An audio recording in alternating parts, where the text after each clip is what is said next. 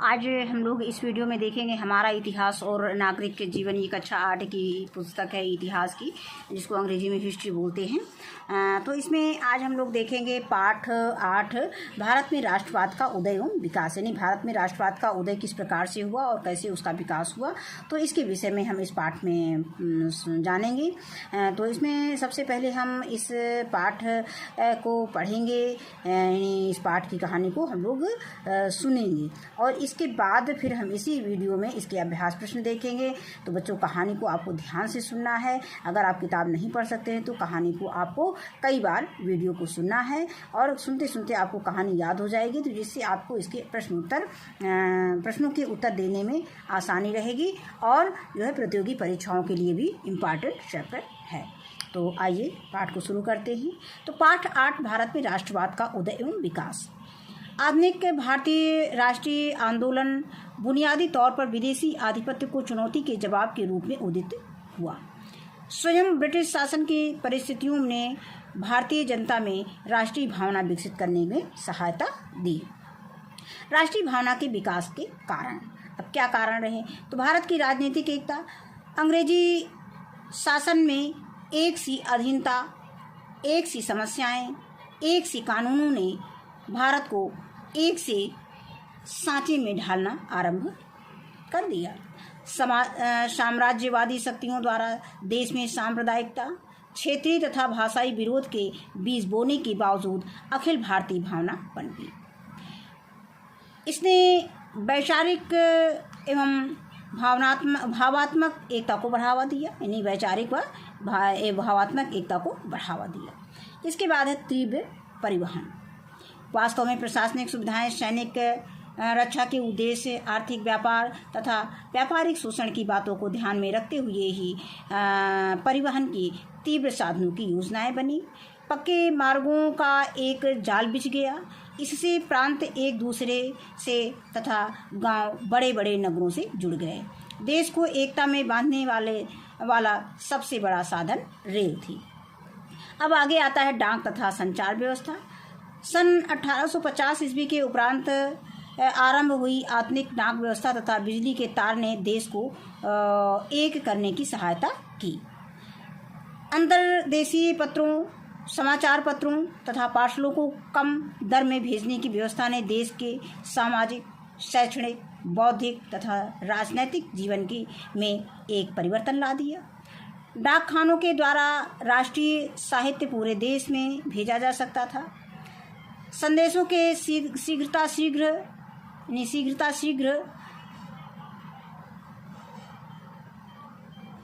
भेजने में बिजली के तारों ने क्रांति ला दी।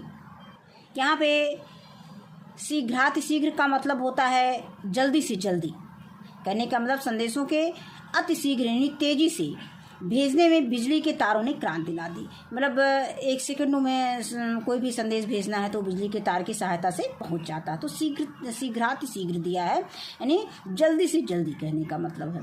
फिर आधुनिक संचार साधनों में भारत के भिन्न भिन्न भागों में रहने वाले लोगों को एक दूसरे से संबंध बनाए रखने में सहायता मिली, जिससे राष्ट्रवाद को बढ़ावा मिला। अब आगे आता है नए बुद्धिजीवी वर्ग। नए बुद्धिजीवी लोग प्रायः कनिष्ठ प्रशासक, वकील, डॉक्टर, अध्यापक इत्यादि थे। इनमें से कुछ लोग इंग्लैंड में भी शिक्षा प्राप्त कर चुके थे। उन्होंने वहाँ इन राजनीतिक संस्थाओं की व्यवस्था भी देखी। यहाँ लौटने पर उन्हें यह अनुभव हुआ कि उनके मौलिक अधिकार शून्य के बराबर हैं और वातावरण में दास्ता ही दास्ता है। अंग्रेजी पढ़े लिखे बुद्धिजीवी वर्ग अपने राजनीतिक अधिकारों से परिचित थे।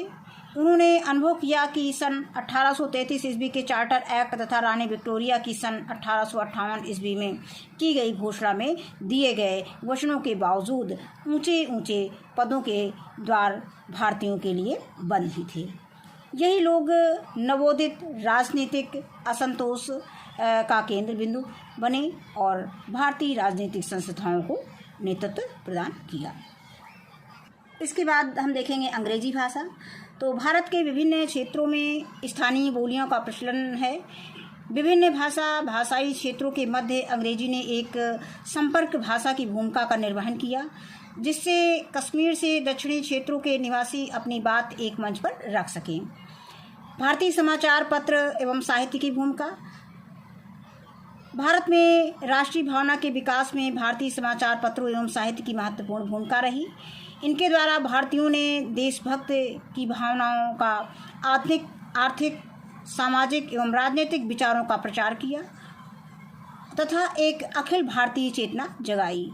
इन राष्ट्रवादी समाचार पत्रों ने संवाद कौमुदी, सोम प्रकाश, बंगदूत, केसरी, हिंदू एवं अमृत बाजार पत्रिका आदि प्रमुख हैं।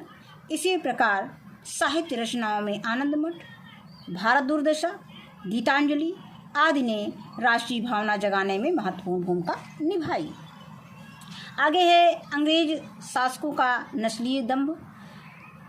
भारत में राष्ट्रीय भावनाओं के विकास का एक महत्वपूर्ण कारण अंग्रेजों की जातीय श्रेष्ठता का दंभ था।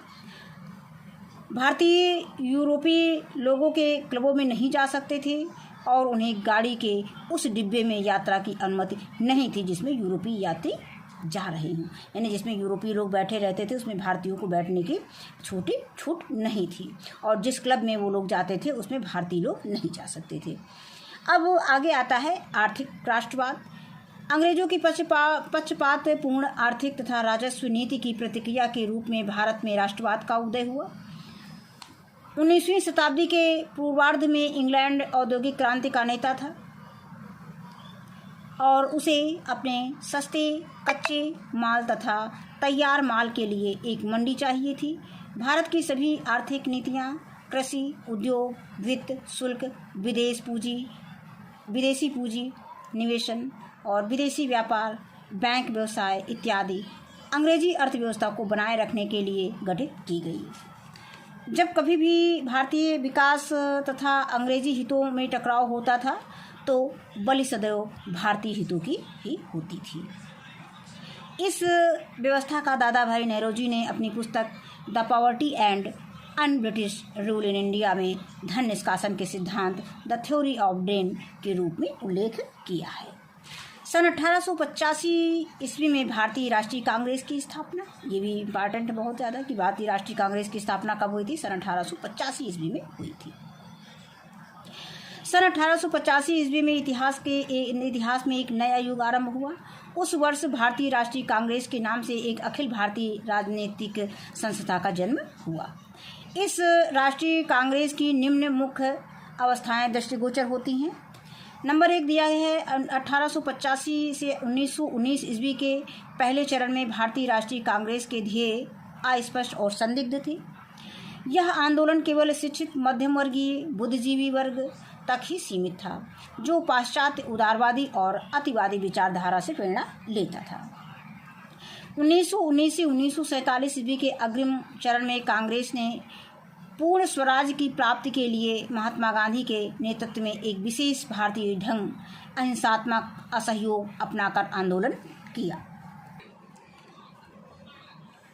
भारतीय राष्ट्रीय कांग्रेस की स्थापना में अग्रणी भूमिका श्री एलन ओक्टेवियन ह्यूम, यानी जिसको हम शार्ट में एओ ह्यूम नामक अवकाश प्राप्त अधिकारी की रही। वे उदारवादी अंग्रेज थे। कांग्रेस के प्रथम अधिवेशन में सम्मिलित होने वाले प्रमुख भारतीय नेता दादा भाई नौरोजी, काशीनाथ, फिरोज शाह मेहता, एस सुब्रमण्यम अय्यर और पी आनंद गोपाल, गणेश आगरकर और सूर्यनाथ बनर्जी थे। व्योमेश चंद्र बनर्जी इस अधिवेशन के अध्यक्ष थे। यह एओ को दिखाया गया है चित्र में। इसके बाद ये एक चित्र दिखाया गया है कांग्रेस का प्रथम अधिवेशन मुंबई में जो 1885 ईस्वी में हुई थी, तो उसका एक झलक दिखाई गई है चित्र में। अब आगे आता है कि कांग्रेस के प्रथम अधिवेशन में क्या उद्देश्य घोषित किए गए थे। तो इसमें नंबर 1 है कि देश के विभिन्न भागों में राजनीतिक व सामाजिक नेताओं को एकजुट करना, और नंबर 2 है भारत में राष्ट्रीय एकता की भावना विकसित करना, और नंबर 3 है राजनीतिक एवं सार्वजनिक प्रश्नों पर अपने विचारों को अभिव्यक्त करना। और आगे की कांग्रेस की अधिवेशन में देश के हर वर्ग के लोगों की समस्याओं पर चर्चा होती थी, सरकारी नीतियों की आलोचना भी होती थी और सरकार को कैसी नीतियां अपनानी चाहिए इसके बारे में प्रस्ताव पास किए जाते थे। फिर इसके बाद आता है कांग्रेस की 2 विचारधाराएं। तो इसमें एक नरम दल था और एक गरम दल था। तो नरम दल में क्या लिखा है, नरम दल के बारे में क्या है, कौन कौन से नरम दल में के थे, कौन कौन से नेता थे? तो कांग्रेस के वे नेता जो शांतिपूर्ण एवं वैधानिक ढंग से देश की आवश्यकताओं को पूरा कराना चाहते थे वो उदारवादी कहलाए। उनका विश्वास था कि अगर जनमत को उभारा जाए और प्रार्थना पत्रों, सभाओं, प्रस्तावों तथा भाषणों के द्वारा जनता की मांग को शासन तक पहुंचाया जाए तो वे धीरे धीरे एक एक करके हमारी मांगों को पूरा कर देंगे। ऐसे नेताओं में दादा भाई नौरोजी, गोपाल कृष्ण गोखले और मदन मोहन मालवीय तथा सच्चिदानंद सिन्हा आदि प्रमुख थे। इसमें पूछा जाता है कि नरम दल के नेताओं में कौन कौन से नेता थे, तो इनका नाम हम लिख सकते हैं। कौन कौन से नरम दल के नेताओं में थे? दादा भाई नौरोजी थे, गोपाल कृष्ण गोखले, मदन मोहन मालवीय, सच्चिदानंद सिन्हा, ये इन लोगों का नाम आता है। इसके बाद आता है गरम दल। अब यहाँ पे चित्र में गोपाल कृष्ण गोखले को दिखाया है, बाल गंगाधर तिलक को दिखाया है, लाला लाजपत राय को दिखाया गया है। अब इसके बाद है कि 19वीं यानी गरम दल 19वीं सदी के अंतिम वर्षों में राष्ट्रीय आंदोलन में एक नई विचारधारा का उदय हुआ। बाल गंगाधर तिलक, लाला लाजपत राय और बिपिन चंद्र पाल गरम विचारधारा के थे। उनका मानना था कि अंग्रेज सरकार के केवल अनुनय विनय करके भारतीय अपने अधिकारों को नहीं प्राप्त कर सकते हैं। इनकी मान्यताएं थी कि वे उग्र विरोध के बिना हमारी मांगें पूरा नहीं करेंगे। लोकमान्य तिलक ने स्वराज हमारा जन्मसिद्ध अधिकार है, इसे हम लेकर रहेंगे का नारा देकर जनता में देश प्रेम की भावना भर दी। बंकिम चंद्र चटर्जी के गीत वंदे मातरम ने भारतवासियों के मातृभूमि के प्रति देश प्रेम की भावना जगाई। अब इसमें नरम दल और गरम दल की भावनाओं, विचारों और तरीकों में आपको क्या अंतर दिखाई देते हैं, तो ये आप दोनों को पढ़ेंगे। इसके बाद आपको समझ में आएगा कि इसको समझेंगे, इसको कई बार सुनेंगे तो दोनों में अंतर समझ में आ जाएगा। अब आगे आता है भंग आंदोलन। तेजी से बढ़ते राष्ट्रीय आंदोलन के प्रभावों को कम करने के लिए तत्कालीन गवर्नर जनरल लॉर्ड कर्जन ने बंगाल को 1905 ईस्वी में 2 भागों में विभाजित कर दिया। अंग्रेजों ने विभाजन का कारण बढ़िया प्रशासन व्यवस्था प्रदान करना बताया, परंतु वास्तविक कारण हिंदू व मुसलमान लोगों में फूट डालना था। मतलब कारण कुछ और बताया और अंदर से कारण कुछ और था, वास्तविक जो कारण था वो कुछ और था। ब्रिटिश सरकार ने बंगाल प्रेसिडेंसी प्रांत को 2 हिस्सों में बांट दिया। एक पश्चिमी बंगाल जिसमें हिंदू अधिक थे और दूसरा पूर्वी बंगाल जिसमें मुसलमान अधिक थे। विभाजन के कारण सारे बंगाल में रोष की लहर दौड़ गई। विभिन्न स्थानों पर सभाएं और आंदोलन किए गए।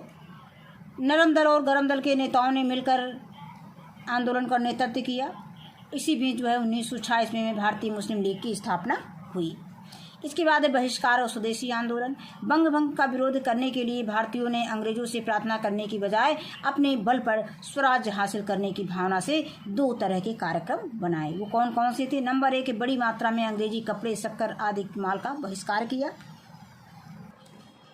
नंबर 2 है कि दूसरा स्वदेशी अपने देश के लोगों द्वारा बनाई गई चीज़ों का ही उपयोग किया, यानी जो विदेश से बना होता था उसका बहिष्कार किया, जो अपने देश में बना था उन्होंने उसका उपयोग किया। भारतीयों में स्वदेशी विचार पनपने लगी। वे कहते कि हम अपने उद्योग लगाएंगे, अपने स्कूल कॉलेज खोलेंगे, गांव के लोगों के बीच काम करके उनकी समस्याएं दूर करेंगे, हम अपनी पंचायत व कचहरी चलाएंगे, हम अपने विकास के लिए अंग्रेजों पर निर्भर नहीं रहेंगे और अपनी आत्मशक्ति बढ़ाएंगे। अब आगे आता है क्रांतिकारी आंदोलन। ब्रिटिश शासन द्वारा राष्ट्रीय आंदोलन के क्रूर दमन के कारण कुछ देशभक्तों ने स्वतंत्रता प्राप्ति के लिए सशस्त्र क्रांति का मार्ग अपनाया। क्रांतिकारी शीघ्र परिणाम के इच्छुक थे। बंगाल, पंजाब और महाराष्ट्र में क्रांतिकारी आंदोलन ने गति प्राप्त कर ली। इनका विश्वास था कि क्रांति से ही देश को आज़ाद कराया जा सकता है। क्रांतिकारियों ने बंगाल में अनुशीलन समिति की स्थापना की। खुदीराम बोस, प्रफुल्ल चाकी और अरविंद घोष प्रमुख क्रांतिकारी थे। महाराष्ट्र के चापेकर भाइयों की भी इस प्रकार के आंदोलन में महत्वपूर्ण भूमिका थी। इस आंदोलन को व्यापक बनाने के लिए क्रांतिकारी समाचार पत्रों का प्रकाशन भी शुरू किया गया। बंगाल के संध्या और युगांतर तथा महाराष्ट्र का काल प्रमुख समाचार पत्र थे। अब इसके बाद आता है पार्लियामेंटों का सुधार। ये 1909 ईस्वी में हुआ था। अब इसके विषय में देखिए कि पार्लियामेंटों ने क्या सुधार किया। 1909 ईस्वी में ब्रिटिश सरकार ने भारतीयों को संतुष्ट करने के लिए नए सुधारों की घोषणा की। भारत में काउंसिल के सदस्यों की संख्या 16 से बढ़ाकर 60 कर दी गई। मुसलमानों के लिए सीट आरक्षित करके उनका पृथक निर्वाचन करने की व्यवस्था की गई, किंतु इससे भारतीयों में असंतोष कम नहीं हुआ। सन 1911 ईस्वी में ब्रिटिश साम्राज्य जॉर्ज पंचम जब दिल्ली आए तब उन्होंने बंग भंग को रद्द कर दिया। पुनः बंगाल को एक करके कोलकाता के स्थान पर दिल्ली को यहाँ की राजधानी भी बना दिया, लेकिन इससे भी राष्ट्रवादी संतुष्ट नहीं हुए। इसके बाद आता है गदर पार्टी की बात आती है। ये रास बिहारी बोस का चित्र दिखाया गया है। ये लाला हरदयाल हैं। युद्ध काल में बंगाल, महाराष्ट्र तथा उत्तर भारत के अनेक क्षेत्रों में सशक्त राष्ट्रवादी विद्रोह की योजना तैयार होने लगी। भारत के बाहर अमेरिका और कनाडा में बसे भारतीय देशभक्तों ने 1913 ईस्वी में गदर पार्टी की स्थापना की। यानी गदर पार्टी की स्थापना कब की? 1913 ईस्वी में। इस पार्टी के प्रमुख नेता कौन थे? लाला हरदयाल थे। इस दल के अन्य प्रमुख सदस्यों में रास बिहारी बोस, राजा महेंद्र प्रताप, बरकत उल्लाह, उबैद उल्लाह सिंधी, भगवान सिंह और सोहना सिंह भकना अधिक सक्रिय थे। सोहना सिंह भकना, ये पूरा नाम है, सोहना सिंह भकना अधिक सक्रिय थे। गदर पार्टी की ओर से एक सामाजिक पत्र गदर नाम से प्रकाशित होता था। उसके मुख्य पृष्ठ पर लिखा रहता था, अंग्रेजी राज का दुश्मन। इसके बाद होम रूल लीग आंदोलन आया।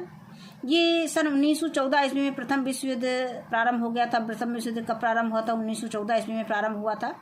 इंग्लैंड ने युद्ध में लड़ने के लिए भारतीय जनता और भारतीय साधनों का पूर्ण उपयोग किया। भारतीयों को बहुत बड़ी संख्या में सेना में भर्ती किया गया। ब्रिटिश सरकार ने करोड़ों रुपए भारत से ले जाकर युद्ध में खर्च किए। युद्ध काल में भारत के कुछ राष्ट्रीय नेता इंग्लैंड की मदद करने के पक्ष में थे। यानी कहने का मतलब कि युद्ध काल में जो भारत के कुछ राष्ट्रीय नेता थे वो इंग्लैंड की मदद करने के पक्ष में थे। यानी कि अपने ही देश के लोग कुछ अपने पक्ष में थे, कुछ अंग्रेजों के पक्ष में थे, यानी इंग्लैंड के पक्ष में थे। वे आशा करते थे कि इस मदद के बदले में इंग्लैंड की सरकार भारत को स्वशासन की दिशा में कुछ सुविधाएं घोषित करेगी। कुछ भारतीय नेता युद्ध के दौरान इंग्लैंड पर दबाव डालना चाहते थे जिससे स्वशासन के विषय में जल्दी घोषणा कर दी जाए। ब्रिटिश सरकार ने युद्ध बंद होने के बाद कांग्रेस की मांगों को पूरा करने का आश्वासन दिया था। इसी आधार पर भारतीयों ने विश्व युद्ध में ब्रिटिश सरकार की सहायता भी की थी। किंतु युद्ध की समाप्ति के बाद अंग्रेज पुनः अपने वादे से मुकर गए। जो वादा किए थे, जब ये जैसे ही युद्ध समाप्त हुआ वो अपने वादे से मुकर गए। 1916 ईस्वी आते आते कांग्रेस के दोनों नरम और गरम दल और दूसरी ओर कांग्रेस एवं मुस्लिम लीग में समझौता हो गया। इसी समय श्रीमती एनी बेसेंट एवं लोकमान्य बाल गंगाधर तिलक ने होम रूलिंग आंदोलन प्रारंभ किया। अब ये पूछा जाता है कि होम रूलिंग आंदोलन के विषय में यानी कब प्रारंभ हुआ, किसने प्रारंभ किया था? तो बाल गंगाधर, लोकमान्य तिलक, एनी बेसेंट और लोकमान्य तिलक ने जो है होम रूल लीग आंदोलन की स्थापना की थी। अब आगे हम जाते, कुछ इम्पॉर्टेंट बिंदु दिए गए हैं जिसे हमें जानना है। सन 1885 और 1905 ईस्वी में एक छोटे एशियाई देश जापान ने बड़े देश चीन और पश्चिमी देश रूस को युद्ध में हराया था। इन देशों की हार ने ये बता दिया कि सिर्फ बड़े देशों तथा पश्चिमी देशों की शक्ति में एकाधिकार नहीं है। उनकी इस हार ने गरम दल की सोच को काफ़ी प्रभावित किया। अब इसके बाद आता है क्योंकि गरम दल जो है अंग्रेजों को भगाना चाहते थे अपने देश से और क्रांति के पक्ष में थे। और फिर अगला बिंदु दिया गया है कि सन 1914 ईस्वी में जब प्रथम युद्ध प्रारंभ हुआ था, इसमें इंग्लैंड, फ्रांस, इटली, रूस और जापान देश थे। अमेरिका भी बाद में इंग्लैंड और उसके पक्ष वाले देशों की ओर से युद्ध में शामिल हो गया।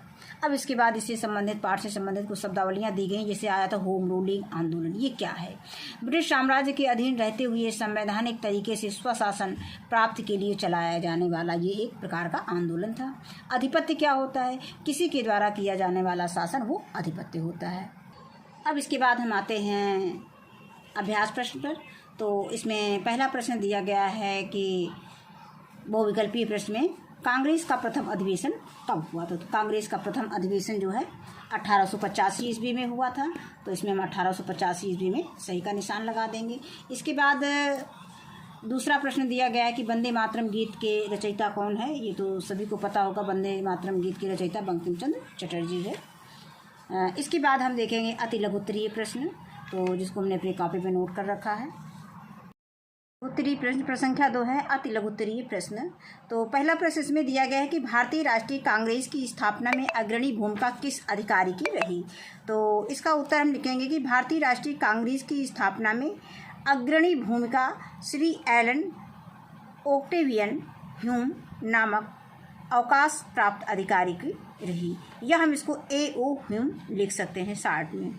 अब इसके बाद दूसरा प्रश्न इसमें दिया गया है कि स्वराज हमारा जन्मसिद्ध अधिकार है, इसे हम लेकर रहेंगे, यह किसका कथन है। तो स्वराज हमारा जन्मसिद्ध अधिकार है, इसे हम लेकर रहेंगे, यह कथन लोकमान्य बाल गंगाधर तिलक का है।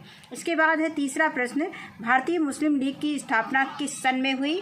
तो इसका उत्तर लिखेंगे भारतीय मुस्लिम लीग की स्थापना सन 1906 ईस्वी में हुई। अब आगे आएंगे हम लघु उत्तरीय प्रश्न पे। तो लघु उत्तरीय प्रश्न नंबर 3, मतलब प्रश्न संख्या 3 है लघु उत्तरीय प्रश्न। इसमें पहला प्रश्न दिया गया है कि कांग्रेस के प्रथम अधिवेशन में घोषित किए गए उद्देश्य लिखिए। तो इसको हम आंसर टेक्स्ट बुक में देख लेते हैं, पेज संख्या 66 पे। तो इसका उत्तर हम लिखेंगे, इसमें हेडिंग डाल देंगे कि कांग्रेस के प्रथम अधिवेशन में घोषित उद्देश्य, या तो इसमें फिर लिखेंगे नंबर 1, देश के विभिन्न भागों के राजनीतिक व सामाजिक नेताओं को एकजुट करना, और नंबर 2 है भारतीयों में राष्ट्रीय एकता की भावना विकसित करना, और नंबर 3 है राजनीतिक और सार्वजनिक प्रश्नों पर अपने विचारों को अभिव्यक्त करना। इसके बाद अगला प्रश्न देखते हैं। इसमें दूसरा प्रश्न है कि कांग्रेस की 2 विचारधाराएं कौन सी थी, उनके बारे में लिखिए। इसको भी हम टेक्स्ट बुक में देख लेते हैं, पेज संख्या 66 पर। ये उत्तर हम देख लेते हैं, इसमें हेडिंग डाल देंगे कि कांग्रेस की 2 विचारधाराएं। तो नंबर 1 लिखेंगे नरम दल, नंबर 2 लिखेंगे गरम दल, फिर नंबर 1 में हेडिंग डालेंगे नरम दल। नरम दल के बारे में थोड़ा सा लिखना है कि कांग्रेस के वे नेता जो शांतिपूर्ण तथा वैधानिक ढंग से देश की आवश्यकताओं को पूरा कराना चाहते थे, उदारवादी कहलाए। उनका विश्वास था कि अगर जनमत को उभारा जाए और प्रार्थना पत्रों, सभाओं, प्रस्तावों तथा भाषणों के द्वारा जनता की मांग को शासन तक पहुंचाया जाए तो वे धीरे धीरे एक एक करके हमारी मांगों को पूरा कर देंगे।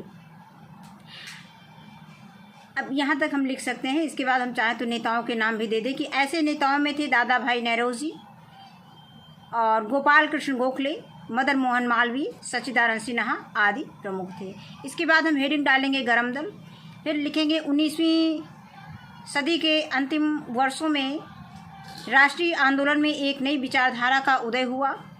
बाल गंगाधर तिलक, लाला लाजपत राय और बिपिन चंद्र पाल गरम विचारधारा के थे।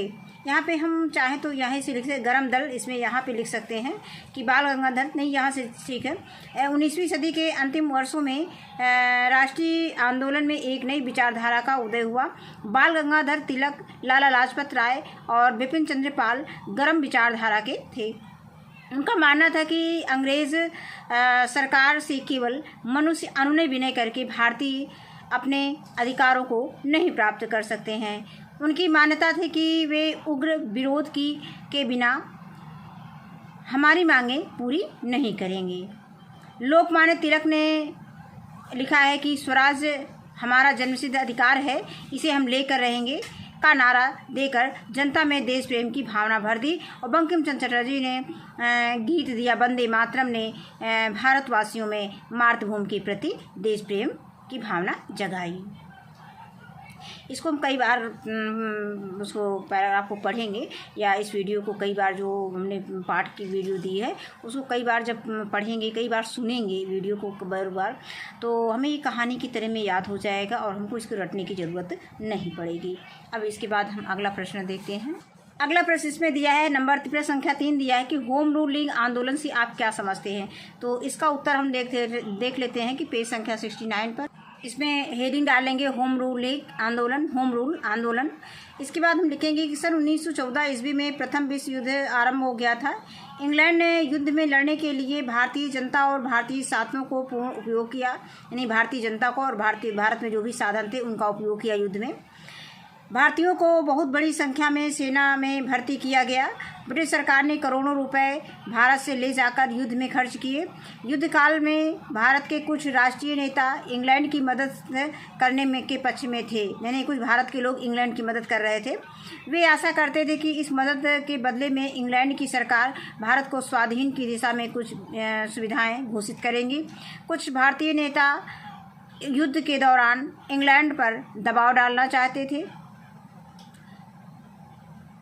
जिससे स्वशासन के विषय में जल्दी घोषणा कर दी जाए। ब्रिटिश सरकार ने युद्ध बंद होने के बाद कांग्रेस की मांगों को पूरा करने का आश्वासन दिया था। इसी आधार पर भारतीयों ने विश्व युद्ध में ब्रिटिश सरकार की सहायता की भी की थी, किंतु युद्ध की समाप्ति के बाद अंग्रेज अपने वादे से मुकर गए। 1916 ईस्वी आते आते कांग्रेस के दोनों नरम दल और गर्म दलों और दूसरी ओर कांग्रेस और मुस्लिम लीग में समझौता हो गया। इसी समय श्रीमती एनी बेसेंट एवं लोकमान्य बाल गंगाधर तिलक ने होम रूल लीग आंदोलन प्रारंभ किया। तो ये है इसका उत्तर। अब इसके बाद हम आते हैं दीर्घ उत्तरीय प्रश्न पर। इसमें एक प्रश्न दिया गया है कि भारतीय राष्ट्रीय कांग्रेस की स्थापना कब और क्यों हुई, स्पष्ट कीजिए। तो इसका उत्तर हम देख लेते हैं। भारतीय राष्ट्रीय कांग्रेस की स्थापना 28 दिसंबर 1885 ईस्वी में हुई। भारतवासियों ने अंग्रेजी सरकार के उत्पीड़न से बचने के अनेक प्रयत्न किए, लेकिन उनकी दशा ज्यों की त्यों बनी रही। अंत में परेशान होकर मध्य वर्ग के प्रबुद्ध लोगों ने उस समय की दुर्दशा के खिलाफ आवाज़ उठाई। उदाहरण के लिए राजा राम मोहन राय ने ब्रिटिश सरकार से लोगों को स्वतंत्रता और सुविधाएं प्रदान करने की मांग रखी, लेकिन ब्रिटिश सरकार ने एक ना सुनी। अंत में विवश होकर भारतीय नेता अपनी समस्याओं को हल करने के लिए राष्ट्रीय स्तर पर कोई संस्था बनाने की बात सोचने लगे। भारतीयों की इच्छा जानकर ह्यूम ने उनकी भावनाओं को मूर्त रूप देने के लिए अपना प्रयास शुरू कर दिया। ह्यूम ने कई भारतीय नेताओं से विचार विमर्श कर अंत में 28 दिसंबर 1885 ईस्वी को देश के विभिन्न भागों से आए हुए 73 यानी 73 प्रतिष्ठित व्यक्तियों के सहयोग से भारतीय राष्ट्रीय कांग्रेस की स्थापना हुई। तो ये पाठ हमारा यहीं पे समाप्त होता है। इस वीडियो में बस इतना ही। वीडियो देखने के लिए बहुत बहुत धन्यवाद।